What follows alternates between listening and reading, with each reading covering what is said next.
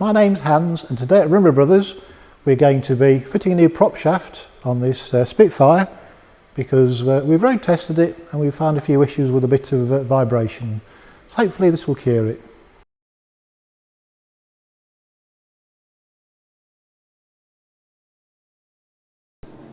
To replace the prop shaft we'd have to remove the exhaust first, so we're going to loosen this clamp, undo the back mounts and take it off all in one piece. To remove the prop shaft we remove these 4 bolts. We have 4 bolts on this flange and 4 bolts at the front. We've removed all the 4 bolts out the front flange and the 4 bolts out the rear one. We're going to try and drop the back end down and then slide it out. That came out quite easily. So we've got the new prop shaft and we're comparing it with the old one. As you can see, they are both totally different, but the important thing is to check the length. Make sure the length is the same and it should fit absolutely fine.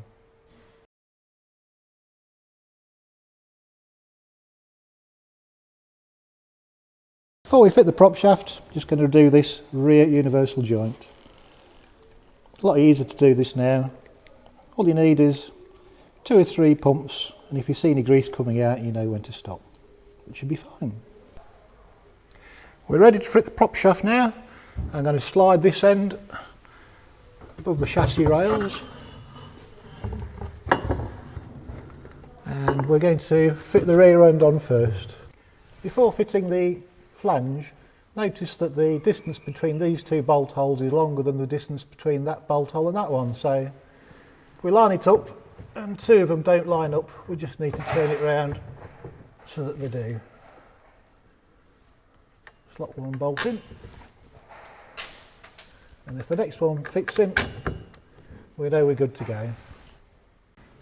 We've just nipped up 2 bolts opposite, and now we need to nip up the other 2 bolts.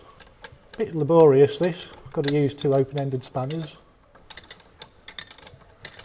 And we'll just tighten them up bit by bit, and at the end we'll tighten them up fully.